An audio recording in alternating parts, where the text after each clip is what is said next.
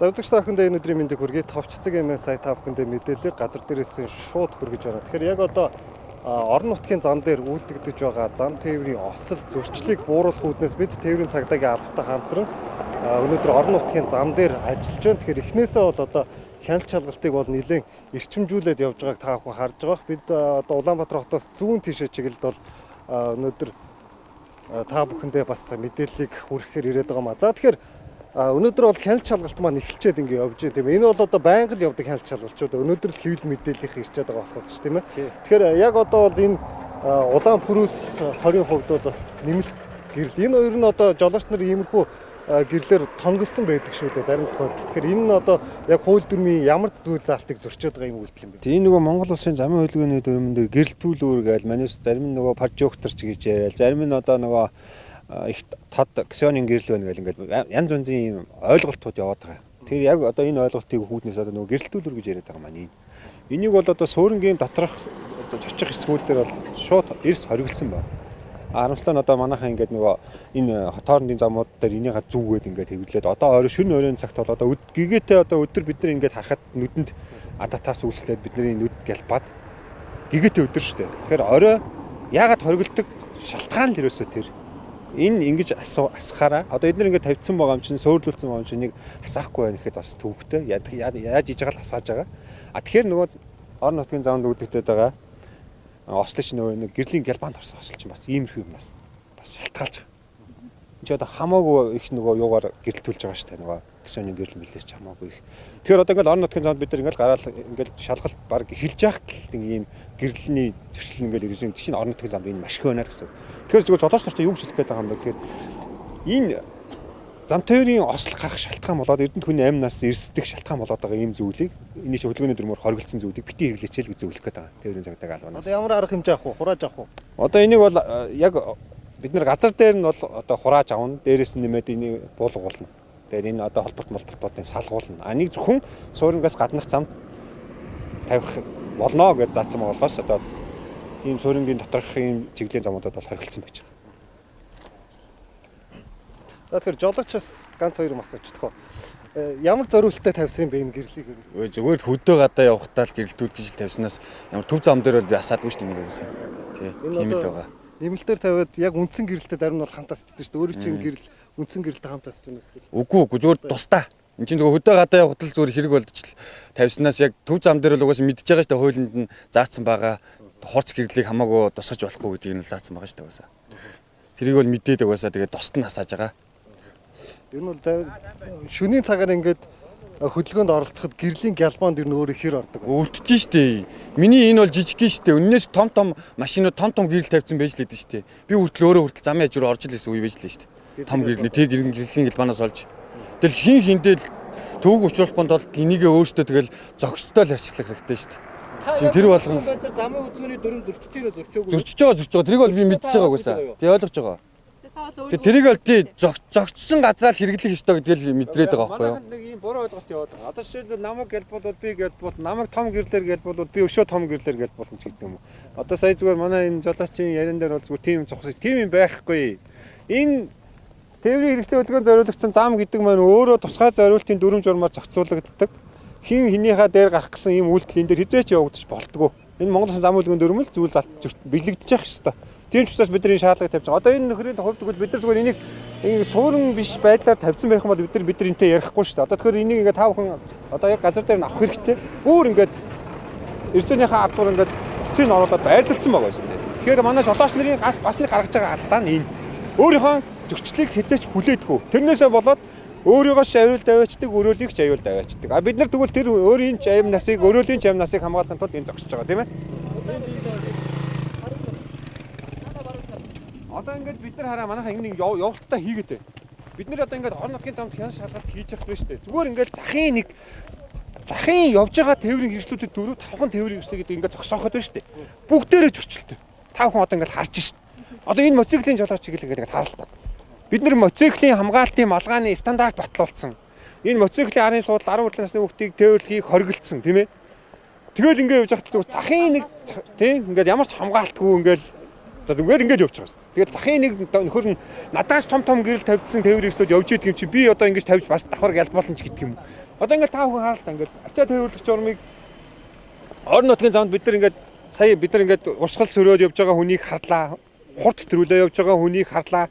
Тээврийн хэрэгсэл бүрэн бус явж байгаа хүнийг харлаа. Тэгвэл одоо хин ингээд өөрөөсөө хідэн тооноор илүү чиргүүлж ирээ тэрэн дээр ахаад нэг тээврийн хэрэгсэл ачаад тэр нь хажуу тийшээгээ ингээд мултарцсан. Ийм байдалтай ингээд чиргүүл нь ямар ч тоормсны системгүй одоо нөгөө шаардлага гарсан хүссэн газар нь энэ машин өөрт нь жолоогдохгүй болцсон. Хөдөлгөөний аюулгүй ингэж хангаж байна манай иргэд. Үнэндээ бол зам дээр.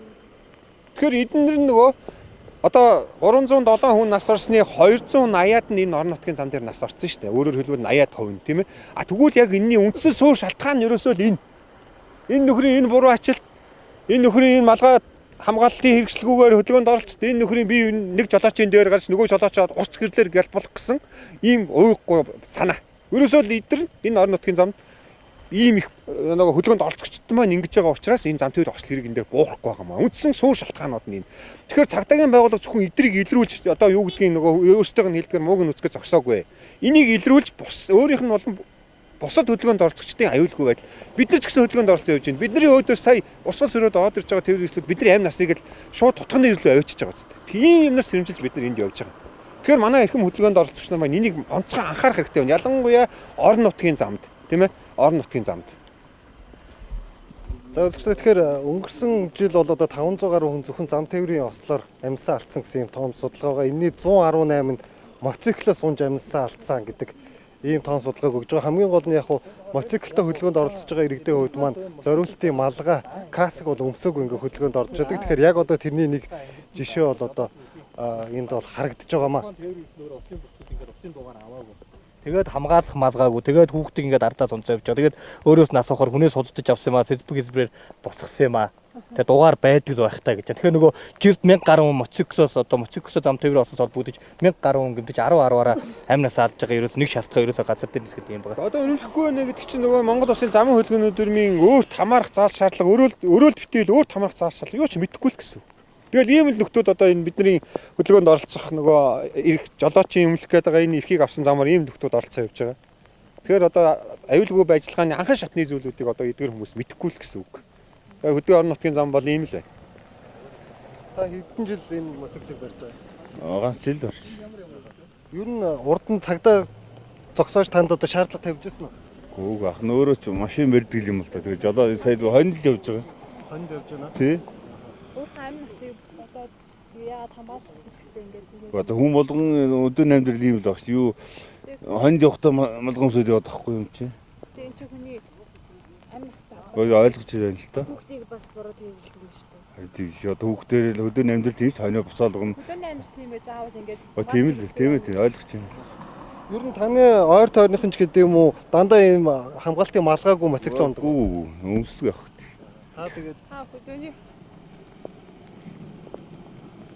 юу гэж хэлмээр байна одоо? За яг хамгаалах малгай зэрэг бол өмсч яваарай л гэж хэлээ да. Өөрөөр босдын бол өөрөөхөө тий. Аюулгүй л хангаарай л гэж хэлээ да. За.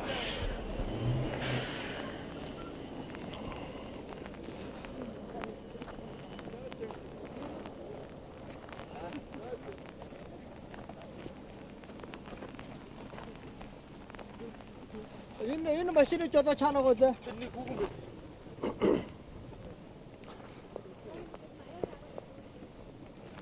За тэгэхээр товч цагийн та бүхэндээ мэдээлэл шууд амжуулан хүргэж байгаа. Тэгээд нойд тэн буйны хоригсон дээрийг энэ өөрөө ингэ жолооч хөлтөж бууруудаг. Дээрээс нь ялангуяа энэ яг өнөөдрийн нөхцөл байдал энэ бороотой үед бол гадагшаа бүр үзэг төрчин бол маш хязгаарлагдмал байгаа. Ийм зөрчил одоо ингэ хөдөлгөөнд орсон явж байна. За дээрээс нь одоо энэ механизм ачсан том оврын автомашин одоо энэ хөдөлгөөнд орж явж байна. Та бүхэн энэ цаасан төгсгийг авах юм бол одоо ингээд механизм маань илүү гарцсан. Ийм л байдаг хөдөлгөөнд орж байна. Хаяа ухарч. Тэргүүл хайшлаад яах вэ? Одоо ингээд та нар одоо зүгээр ингээд энэ дугууны тийг аваад үзэхэд одоо бидний хэлдгээр хавцсан гэдэг юм уу те? Гэт. Тийг бол зээл бол хэмжиж үзэж байгаа. Тэгээ зүгээр нэг ийм олсоор ингээд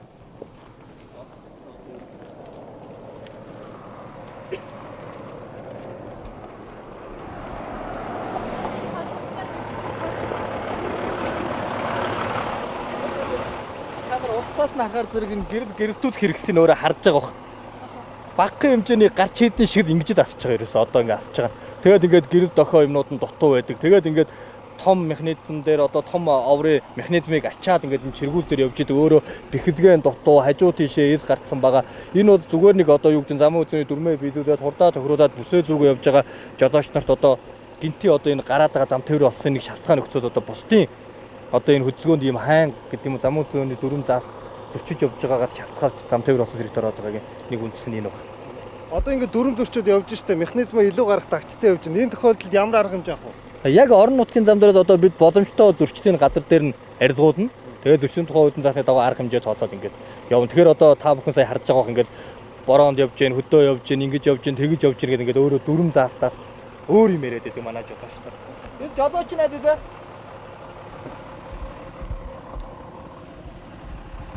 Энэ яагаад ингэж төвшнээс илүү гараж ачаад байгаа вэ та? Одоо өргөн л юм чи. Тэгээ энэ дээр ингээд ямар нэгэн таних тэмдэг мөнгө тавих боломжгүй юу?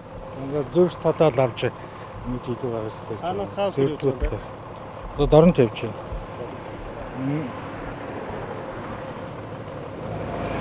Энэ одоо ачаа тээвэрлэх журам гэж байгаа шүү дээ тий. Энийг та ер нь мэдж байгаа юу? Мэдж байгаа.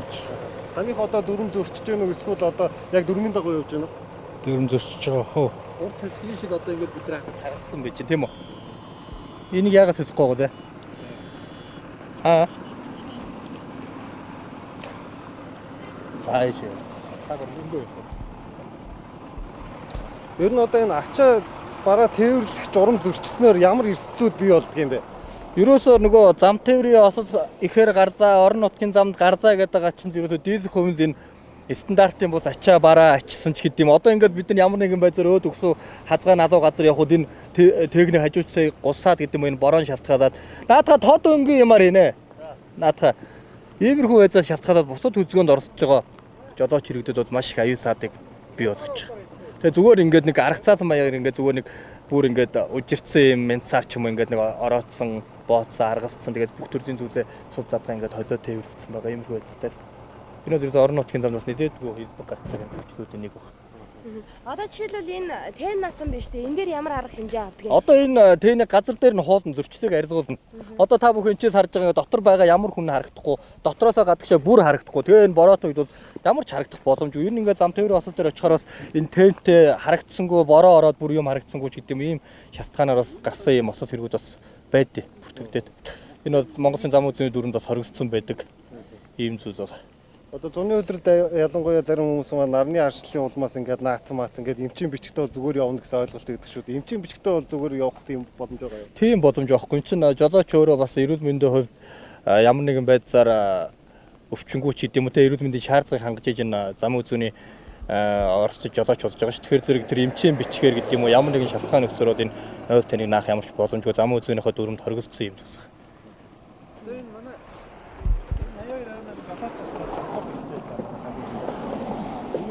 Монгол улсын зам хөдөлгөөний өвчин төгөлдөр мөрдөгдөж байгаа дүрмэн дээр одоо уртлын салхины шилэн дээр болон хажуутлын шилнүүд дээр ерөөсөө энэ нөгөө юу байхгүй байх хэвээр. Тэн байхгүй байх хэвээр. Энэ өөрөө юутай холбоотой вэ гэхээр энэ тэн нааснаас болж үзэгдэлт хязгаарлагддаг. Тэгээ энэ үзэгдэлт хязгаарлагдсанаас болоод нөгөө зам тээврийн осол хэрэг чинь маш өндөр хувийн бас эслээд байгаа. Тийм учраас энийг бүр ингээд хоригдсан. Уртлын шилэн дээр толныхоо юмыг ядахтаа гаргаад уртлын шилэн дээр наах юм бол одоо 28-аас дээш хувийн ийм буралдтай тийм энэ шил наана гэдэг ингээд бүр Монгол улсын стандарт болон замын хөдөлгөөний дүрмийн зүйл татвараар тохируулаад өгсөн. Одоо та бүхэн энийг дотроос нь ингээд ажиглах хэрэгтэй. Доторхоо одоо юм нь юу ч харагдахгүй. Нэгдүгээр тийм ээ. Хоёрдугаар бас дотроос нь харагддаг гэж хэлдэг боловч одоо та бүхэн жолоочоос асуух хэрэгтэй. Дотор нь ороо суух юм бол жолоочийн харах өнцгийг хязгаарлагдсан байгаа. Энэ нь өөрөө хөдөлгөөний аюулгүй донцтой аюултай. Яагаад вэ гэхээр жолооч ерөөсөө тодорхой өнцгөр л одоо юуг харж явж идэг. Энэ зам талбайгаа харж явж идэг тийм ээ. Одоо 180 градусаар 190 градусаар харж явж хамгийн дээдлийн чадлаараа харж явах гэхэд энэ бол тодорхой хэмжээнд нөгөө харах өнцгийг багасгачдаг. За хурдыг одоо орон нутгийн замд бид нар яагаад бас яриад идэг вэ? Хурдыг бас яагаад яриад идэг гэж бас жолооч нар яагаад асуугаад идэг. Тэгвэл хурд ихсэх тусам одоо хурд 100-аас дээш болох тусам бид нар бүр 30 градусаар энэ өнцгөл харддаг болдог. Тэрнтэй ялгаагүй энэ урдлын шилэн дээр наацсан, хажуутлын шилэн дээр наацсан тээнүүд бол жолоочийн харах өнцгийг бас тэр хэмжээнд аваачиж байгаа учраас энэ нөгөө орон нутгийн замд бид нар 80 км/цаг уртаа явж байхад одоо та бүхэн харж 100 гаруй км/цаг уртаа л яваад байна шүү дээ. Тэгвэл нөгөө өнцөг чинь бүр баг зөвхөн уртлаа хараад явж байна л гэсэн. Ийм л учраас бид нар энийг хоригддаг, жолооч нартай энийг анхааруулдаг. Тэгэхээр манай хөдөлгөөнд оролцогч нар маань энэ зүйл одоо ийм зөрчил дутагдлыг энэ орон нутгийн замд гаргах хэрэггүй. Яагаад гэвэл өөрийн болон өрөөлийн амнаас маш их аюулд авчиж байгаа л гэсэн үг. Тэгэхээр та бүхэн маань энийг бас энэ мэдээллийн хэрэгслэр маш сайн сурчилж бусад хүмүүсийг энэ аюулаас авран хамгаалахад одоо зөвлөмж хөрвүүлэх хэрэгтэй баг тийм ээ. Одоо хэдүүлээ тэр дугуун дээр нэг очих. Нэг юм асууж байна. Та яг энэ тэн нааж болохгүй гэдгийг ер нь мэдчихсэн үү? Ер нь мэдлгүй яхаа авахд л анх юм биссэн. Мэдсээрэж юу гэж наах хэвтэй мэдээж. Тий. Үгүй. Анханаас авахтаа л тийм биссэн. Худалдаж авахд л тийм байсан байхгүй. Аваад удаж байгаа юм. За ойлголоо. Аваад уу? Жил болох гэж байна уу? 6 7 8 сар л болж байгаа шүү. 7 8 сар яг ийм байдалтай явсан гэсэн үг үү? Үгүй би ч хөдөөний хүн шүү дээ. Хөдөөнөөс орж ирсэн хүн байхгүй юу? Хотод дотор нэг тэгж явдаггүй шүү дээ. Явуулахгүй илгүүдээ бодвол. Хөдөөж гисэн замын хөдөлгөөний бас дүрм журам бол байлгүй яах вэ? Тий. 20% нь өдөр орнуудын зам гараад байгаа шүү дээ. Тийм.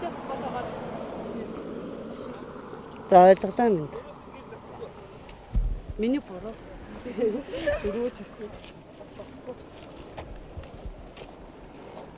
Яна шиврэг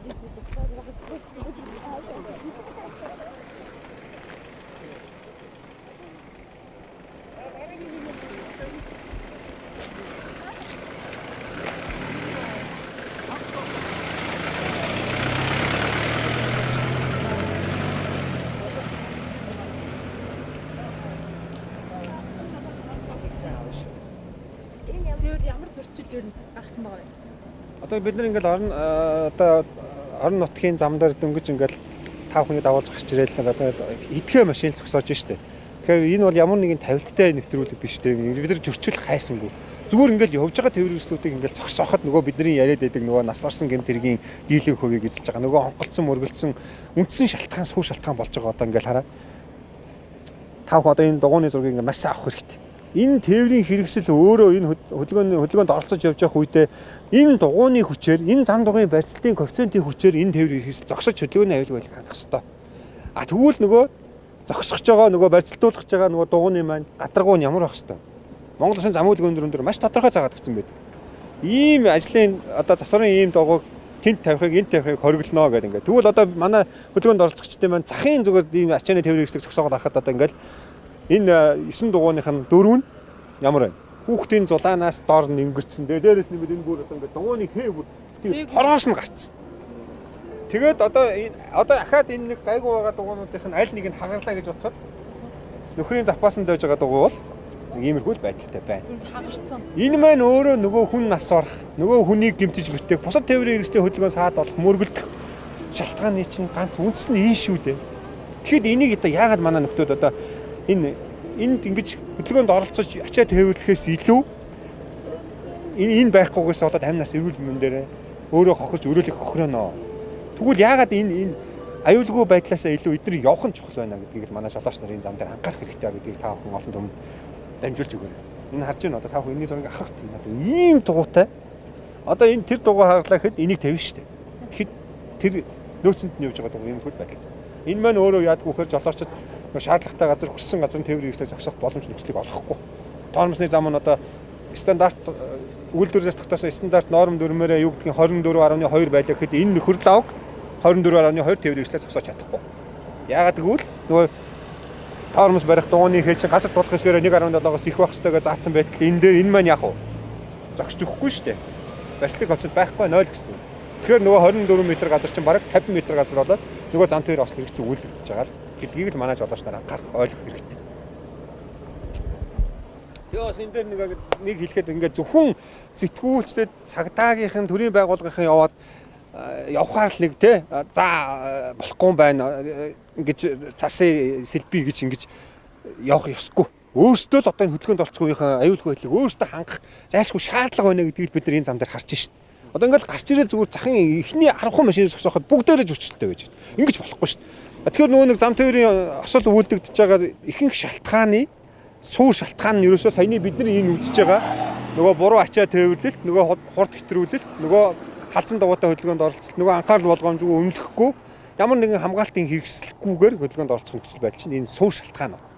Тэгэхээр одоо бид нар энийг цагдаагийн байгууллагын шалгалтаар арилгахаас гадна өөрсдөө манай иргэд маань арилгах зайлшгүй шаардлагатай байна. Тэгвэл энэ дээрээс ингээд ажиглаад харж байхад биднэрт торгуулж байгаа, биднэрт цагааны хариуцлага тооцогдож байгаа жолооч нар маань одоо нөгөө хүмүүжээд явж байгаагаасаа илүү эндээс хурд хэтрүүлсэн байна гэдээ арга хэмжээ тооцож явах та бүхэн сайн харсан баг. Би яарад байна. Хурд нь наад арга хэмжээг авчаач гэд ийшээ ахаад хурд хэтрүүлэх тийм ийм эмоцтойгоор л хөдөлж байна. Тийм учраас одоо төрийн төрийн юу бол үүрэг бол одоо иргэдийнхэн аюулгүй байдлыг хүмүүжүүлж хангах нэг ийм чиг үүрэг байдаг. Тийм учраас одоо энэ нөлөөллийн арга хэмжээ маань замын хөдөлгөөний дүрм зөрчлийн тухай хуулийн нөлөөллийн арга хэмжээ маань ямар хүн хэмжээнд байна гэдгийг орон нутгийн замын энэ гарч байгаа зөрчил харуулж байна л гэж ойлгож байна.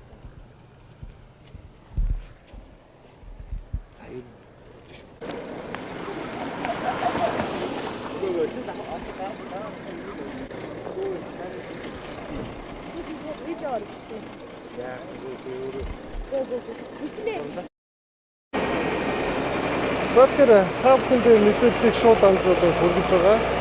Орон нутгийн замд Монгол улсад үйлдэгдэж байгаа нийт зам тээврийн ослын 20 орчим хувийг бол орон нутгийн замд үйлдэгдсэн осол эзэлдэг.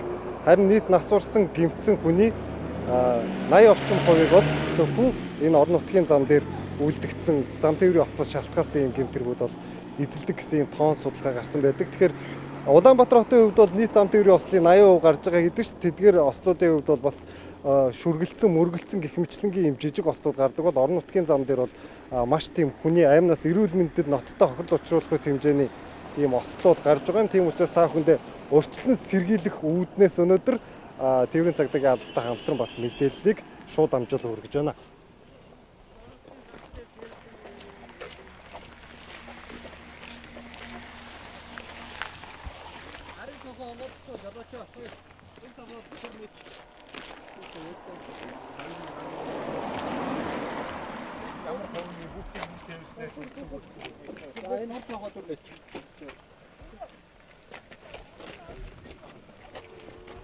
Та урж байгаа таад. Хинтээ орох. Энэ хамгийн хойно сууж байгаа хоёр хүүхд таны хүүхдөө. Таны өөр хүүхдөө.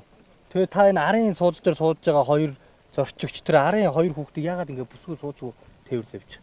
Уул нь бүслээд явсан. Тэгээ энэ цагтаа зогсоож ингээд. Энэ араа ингээд зүгээр нэг жил дунджаар нэг зам тээврийн осоос шалтгаалаад яг энэ эцсийнхээ хариуцлагагүй байдлаар шалтгаалаад дээрээс нь бүсгүй суудгүй явснаа шалтгаалаад 55 хүүхд 60 хүүхд амь насаад тийм бага насны хүүхд. Энэ хэрэг тоо байна. Тэгээ энэ тоог нэмэгдүүлэхин нөхц болцоог та бүхэн ингээ хангаа явж идэг. Цагдаагийн аль багш нар гудан зам таныг зогсоогоод бүсийн зүүзэг инг тэг гэхээр ингээд нэг зүүдэг. Тэгээ цагдаагүй газар очиод ингээд дүрм зөрчөө яваад идэг. Энэ ямар учиртай вэ? Сая бид бүхэн ирэхэд энэ хүүхдүүд бүгд цонхондоо толгойн гараад ирсэн ингээд энэ арын хоёр зорчигч хүртэл ингээд бүсээ зүгөөгүй явж шít.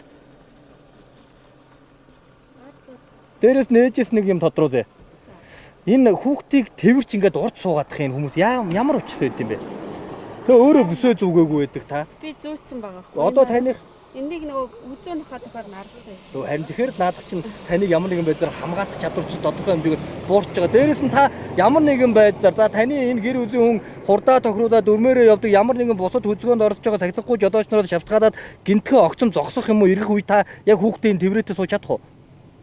Чадах уу? Та хүн өөрийнхөө инспектор та хүүхдээ сул задгаа тавиад хан таацнаасаа бариад энэ үед энэ хүүхд чинь ингээд сул задгаа хяналтгүй болоод ингээд эрүүл мэндээр охирж байгаа шүү дээ. Тэгэхээр заавал ингээд цагдаагийн аль багш нар та бүхэн ингээд эрүүл мэнд амь нас юм хамгаалуулах гэдэг. Тэгээ сүүлдээ бүр одоо ингээд өөрөх нь хүүхдийг та бүхнээс өөрсдөө чи хамгаалж шít бид нар. Ойлгож байна уу та? Тэгэхээр зэрэг та одоо хойшоогоороо суучих заа юу. Тэгээ хойно байгаа өнөө урагшаа суучих. Тэгээд бүсэн юмаа зүгөө зөрчсөн арилгачих заа юу. Тэгэхээр нөгөө орон нутагт үйлдэгдээд байгаа энэ олон бага насны хүүхэд амь насаа алдаад байгаа ч ерөөсөө яг л ингээд бидний энэ жишээ шиг ерөөсөө хайртай аав ээжийнхээ хажууд ах ээжийнхээ хажууд тэднийхээ хайр халамжиндор явж байгаад эдний буруутай үйлсийн зозиос болж байгаа. Тэгэхээр ерөөсөө дандаа ингээд зогсоохоор ерөөсөө өөртөө бүсээ зүүцсэн байдаг. Яагаад зүүцсэн бэ нөхөр за нэгт тодорхой хэмжээнд жолооч үүргээ биелүүлж байгаах зам үзүүний дүрмээ биелүүлж байгаах за дизель хувь нь бол буруу зүүцсэн байдаг. Ялангуяа Япон автомашиныг дээгүүрээ тохоо зүүцсэн байдаг. Цагдаагийн аль багчид торгуулахгүй гэсэн нэг юм механизм байгаа. Тэгээд нөгөө хүүхдүүдийн үсгээр ингээд тоглоод идээд дуугаад ингээд сул задгаа тээвэрлэж идэг. Магадгүй жолооч өөрөө тээвэрлсэн бүрэн бүтэн хурдаа тохируулаад цогтуур сундааны зүйлс хэрэглээгүй зам үзүүний дүрмээрээ явж байгаа би айх аюулгүй гэж бодож иж болно. Тэгэхээр энэ зам дээр чи 9 шидийн хүмүүс явж байгаа учраас бусад үзгөөнд оролцож байгаа жолооч нараа шалтгаалаад амнаас эрүүл мэндээр охирох юм тохиолдлууд нийтэд бүх. Ер нь мэдээлэл хүрэхэд одоо бүсээ зүүцсэн байжгаад ямар нэгэн эрсдэлд учрлаа гэхэд хэд орчим хувиар хамгаалдаг юм бэ? Бид нар ингээд маш олон төрлийн гадаад орны туршлагаас ингээд аваад үзэх чинь 60-70% хувиар бол хамгаалж байгаа юм бичгийн хүртэл бид нар үздэг ч тийм. Тэгээ зүүхээр ингээд буруу зүүдэг. Зөвхөн доогуур хайждаг. Эсвэл зөвхөн дээд талаа ингээд тохоо зүүчдэг. Ийм зүйлүүд бас нэлээдгүй байх. Тэгэхээр зэрэг үзгөөнд орж байгаа жолооч нар манаас энэ хамгаалах бүсгүйгээс шалтгаалаад маш их бас өртөж байгаа. Одоо зүгээр ингээд бүсээ бүсэлчээд талбан дээрээ давуулаад ингээд бүсэлчдэг чинь хин жолооч нар руу цагдаа харахад явхад тийм тохиолдолд юу ямар нэгэн байдлаар хамгаалах уу? Гэхдээ тэр чинь ингээд тухайн хүний бүтнээр нэгээд бүсэлхий цээж хэсгээр нь тэр тухайн суудалтанд ингээд бэхэлж өгж байгаа хэлбэр шүү дээ. Ямар нэгэн байдлаар автомашин маань хөрвөх үед бол тухайн суудал дээрээсээ хөдлөхгүй байгаад энэ нөхц болцоог хангаж байгаа. Тэгэхээр зөвхөн дээгүүрээ тогтсон хүн бол мэдээж доошоогоо гусаад доошоогоо суудлынхаа доошоо шигдэх юм л нөхц байсан үс. Тэгэхээр зэрэг одоо бид бүхэн сая харж штэ ингээд жолоочийг цагдаагийн аль багш нар одоо осол хэрэгэл өртөл хэрэглээ жолоочийг амь нас эрүүл мэндийг хамгаалаад ажилдаг байсан бол одоо ингээд өөрөөс нь өөрөх нь хүүхдийг хамгаалдаг ийм механизмд орцсон. Ийм нөхц байдалтай л. Тэр нэг юун дээр манайхаа ийм байхгүй юу? Хамгаалах бүсэн дээр одоо Улаанбаатар хотод ингээд өдөрт нэг зам тээр осол хэргийн 250 270 дуудлага ирж байгаа. Эдгээр нь дандаа хоорондоо мөргөлдсөн шүргэлдсэн ийм хэлбэрээр үлдэгдэж байгаа. Тэгэхээр ингээд нэг 6-аас 8 хүүхэд тийм ээ. За том хүн бол нэг 9 14 хүн гэмтэж битэж байгаа. Тэгээ та бүхэн өөрсдөө тооцоолоод үзээрэй. 250 дуудлага зам тээр осол хэргийн шинжтэй 250 дуудлага ирэхийн 10 хэдэн хүн гэмтэж байна гэдэг нь эдгээр нь нөгөө нэг бидний нөгөө хамгаалах бүс хэрэглэгээд шаардаад байгаа юмыг биелүүлж ирсэн хүмүүс нь хэдийгээр мөргөлдсөн ч гэсэн ямар нэгэн байдлаар бэрхтэлхийн талд авах нь маш бага байгаа. Нөгөө хэрэгэлдэхгүй нөгөө хүүхдээ буруу тээвэрлдэг хүмүүс чинь нэгж мөргөлдөх шүглэлттэй нөгөө дотор нь явж байгаа хүүхдүүд маань дотор нь явж байгаа тээвэрлүүлэгч нар маань өөрсдөө бэртчихэд байгаа. Одоо Улаанбаатар хот юм уу орон нутгийн замд ингээд бид нар хяналт шалгалт хийж байхад ерөөсөө 90 гаруй хувь нь жолооч нар бүгдээрээ зүүдэг болсон. Босд нь ерөөсөө зүгөөгүй явж та бүхэн анзаарч л байгаа. Тэгэхээр нөгөө мөргөлдөх шүргэлдэх онголдох энэ үеүүдэд хүн гимтээд байгаа нь өөрөө энэ нөгөө уртлын судалж явж хүний чинь нөгөө нэг 60%, хойдлын судалж явж байгаа хүнийг 70-80% хамгаалах юм шинжилгээ ухааны үндэслэлтэй ичүүд энэ хамгаалтын бүс чинь. Тийм л учраас бид нар шаардаад байгаа. А тэрийгээ биелүүлж явсныхаа хүчинд тэр өдөрт ирж байгаа 300 зам төвийн ослын иргэний дуудлагын 10 хүн нь нөгөө биелүүлээгүй хүмүүс, нөгөө хэрэглээгүй хүмүүс л байгаад байгаа шүү дээ. Тийм учраас бид нар хэрэглэхийг шаардж байгаа, хэрэглэхийг зөвлөж байгаа. Орон нутгийн замд одоо үлдэгдэж байгаа гэдэг юм уу? Энэ осол гэмтлийн үндсэн шалтгаан нь яг одоо юу вэ? Хамгийн тэргүүлэх шалтгаан. За одоо ингээд бид нар сая бол одоо бид нар газар дээрээс нь үзлээ. Хамгийн суур шалтгаан нь энэ Монгол Улсын зам үйлгүүний дүрм энэ тээврийн хэрэгслийн ашиглалтын стандартуудын зөрчил. Жолооч биш хүн, согтуу. Тэгээд нөгөө тээврийн хэрэгслийн бүрэн бус байдал. Тэгээд замын үйлгэн Монгол Улсын зам үйлгүүний дүрмийн зүй заатыг мэдэхгүй, бүр мэдхийн үтээ жолооч нь мэдэхгүй, жолооч биш хүн хүртэл явж байгаа. Энэ суур шалтгаануудын нэг нь энэ зайлшгүй мөн. Тэгээд дээрэс нэмээ тав хүн одоо ингээд харж шít. Орон нутгийн зам дээр гарч байгаа энэ Монгол Улсын зам үйлгүүний дүрм чинь өөрөө дарааллыг тогтоож, өөрөө аюулгүй байдлын стандартыг тогтоож идэг байхад энийг зөрчсөн үйлдэл бол одоо ингээд орон нутгийн замд бид нар гарч ирэл нэг 30 тээврийг хэрэгс шалгахад л 28 нь ямар нэгэн хэмжээгээр зөрчилтэй байгаа даа шүү дээ. Энэ чинь өөрөө суур шалтгаан. Өөрөө суур шалтгаан. За дараагийн нэг том шалтгаан нь юу гэж харагдаж байна гэхээр та бүхэн харж байгаа бах. Та хурдан хэтрүүлээ явж байна. Таныг ингээд одоо ийм 120 км 130 км/цаг хугацаатай явж байгаа гэхээр энийг хүлээн зөвшөөрж байгаа жолооч байхгүй. Юу сүртэй юм. За тэгэл торхогч л байгаа үстэй. Торхочооч би явмаар байна. Тэгэхээр энэ одоо нөгөө бидний одоо энэ эднэрийг өөрсдийг нь хамгаалах гэж зогсож байгаа энэ үйл ажиллагаа ямархуу нөлөөлөлттэй байна гэдэг нь эндээс тарагдаж байна л да. Тэгэхээр энийг иймэрхүү зүйлүүд бол одоо энэ зам тээврийн ослын ялангуяа орон нутгийн замд үйлдэж байгаа ослын шалтгаанууд нь болж байгаа. Тэгээ тэр шалтгаануудын яг бодит байдал дээрээс нь бид нар сурчлахад энд ирчээд байна шүү дээ. Тэгэхээр энийг л 5 хүн маань олон нийтэд хүргэж маш олон хүнийг энэ зам тээврийн ослыг сэргийлүүлэх шаардлагатай.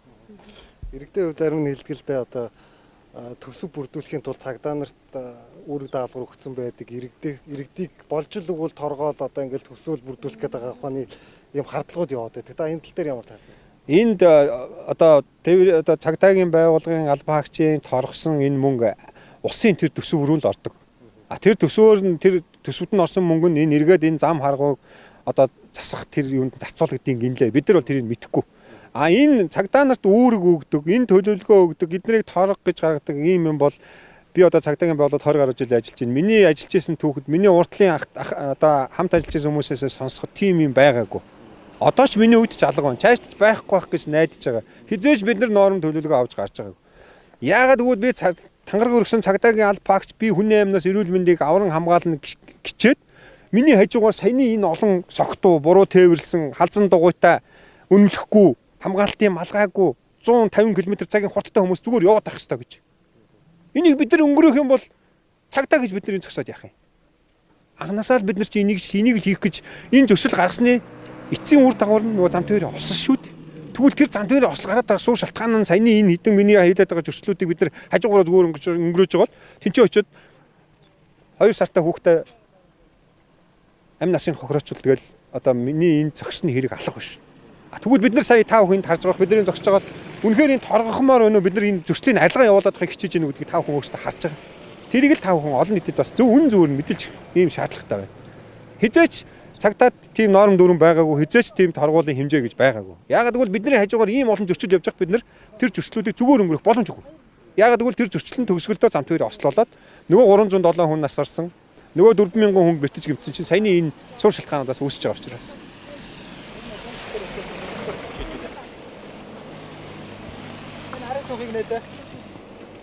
Сая бид нэг 2 минутын өмнө 3 минутын өмнө хүүхдийг яаж тээвэрлж байгааг бид нар харсан тийм үү. Гэтэл одоо дахиад ингээд ээж нь урдаа бага насны хүүхдээ тээвэрлсэн. Энд ингээд дахиад 2 хүүхдийг ингээд дахиад доошоо болгочихсон хоо. Цуд задгаа тээвэрлсэн. Тэгээд энэ юутай холж ярьцсан байна та нарын хардаа. Шил. Ингээд энэ ширдний үзүүртэй. Тэгээ энэ 2 хүүхд ингээд хөвтөөд ингээд явж байгаа. Ийм л нөхцөл байдал байна. Хизээд сэрэмжлүүлээд байдаг одоо ингээд энэ яагаад энэ хүүхдийг та ингээд хамгаалах бүсгүй тээвэрлж байгаа юм бэ жолооч? Шалтгаан байна уу? Баггүй. Та түр буугаад ирэх үү?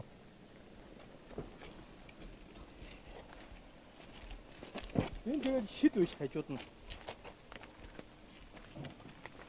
Хаанаас аварж явж байна? Дорнтроо явчих.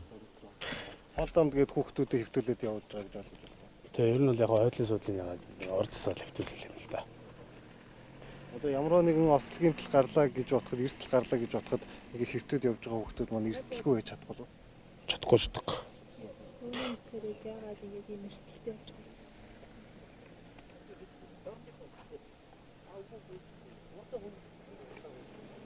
Энүүд яг ингээд бүхэн хүүхэд тээвэрлж байгаа шалтгаан одоо бид нар ингээд энэ нэвтрүүлэг ямар нэгэн юу гэдэг юм эвзүүзэггүй ингээд шууд явж байгаа те. Тэгэхэд ингээд энэ зам дээр зөвхөн энэ зам дээр ийм л байдаг. Дээрээс нь одоо энэ бичлэгийг та бүхэнд харуулъя. Одоо миний энэ ард зогссон байгаа Cherokee Jeep маягийн 8945 ОБЧ марк автомашины хурд 118 км/цагийн хурдтай хөзгөнд орсон байгаа. Одоо ингээд энэ жолооч өөрөө хурдаа хянаж байна уу? Яагаад хийж байгаа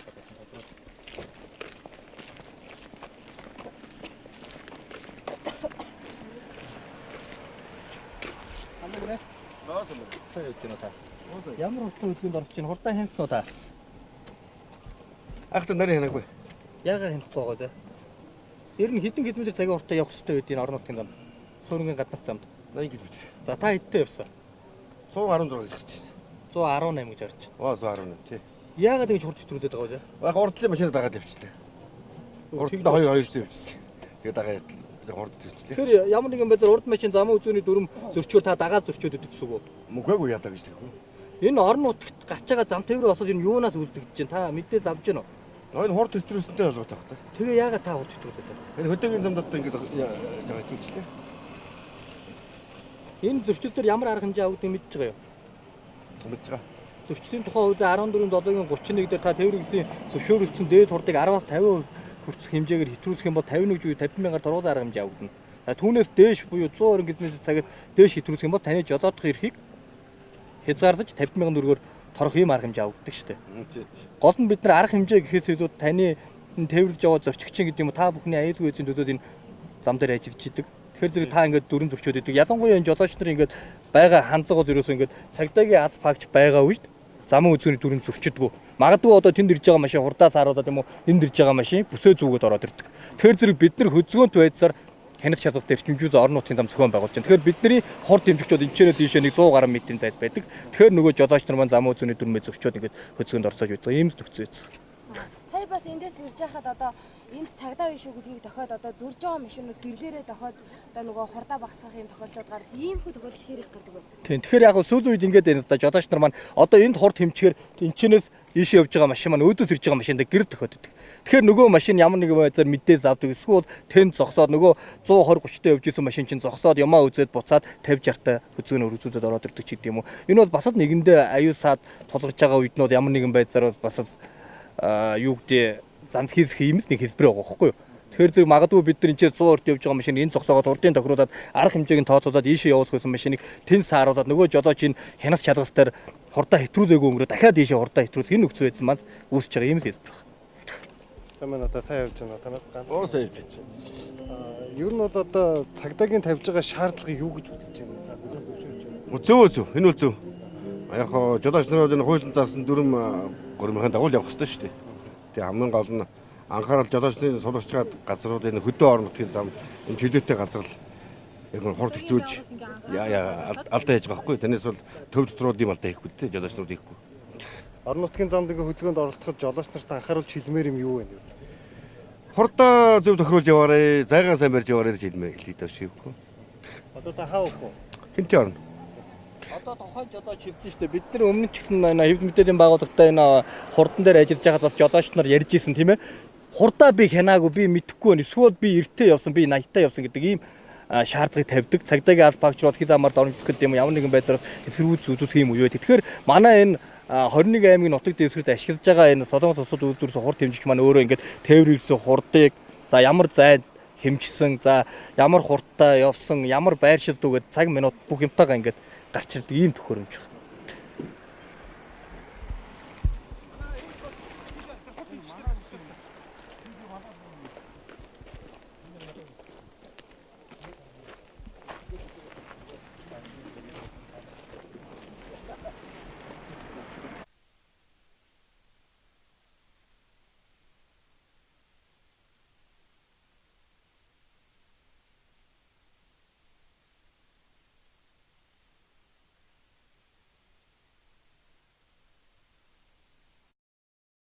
За асуултаар. За тэгээд За орон нутгийн замд үлдэгдэж байгаа зам тээврийн ослын ихэнх нь бол одоо хурдаас шалтгаалаад байгаа шүү дээ тийм ээ. Тэгэхээр өнөөдөр бол хяналт шалгалтыг ингээд байнгын бас пост ажиллуулад ингээд зохион байгуулж байна. Ер нь жолооч нартай хандаж юу гэж хэлнэ?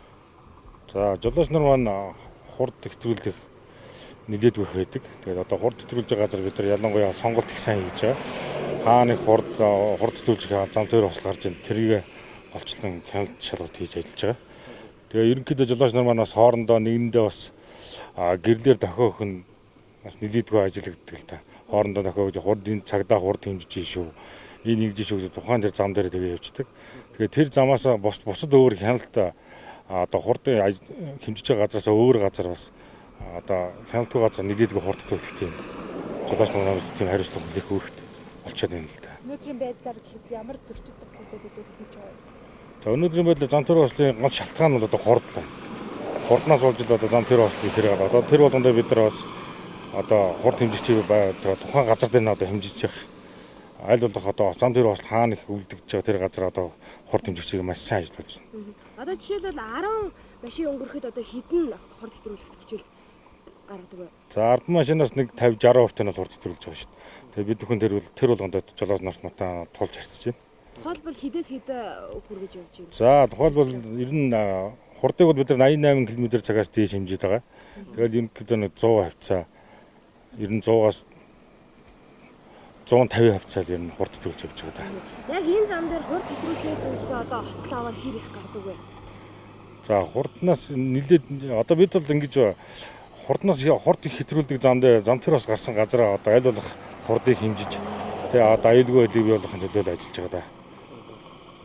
За энэ хурд хэмжигчний хувьд одоо хэдээс хэдэн метрийн зайд хэмждэг багж байна? За хурд хэмжигчийн метрийн зай нь бол 1 км-с 500 метрийн зайд одоо хурд хэмжигч маань бол бүрэн одоо машины хурдыг тогтоож өгч байгаа.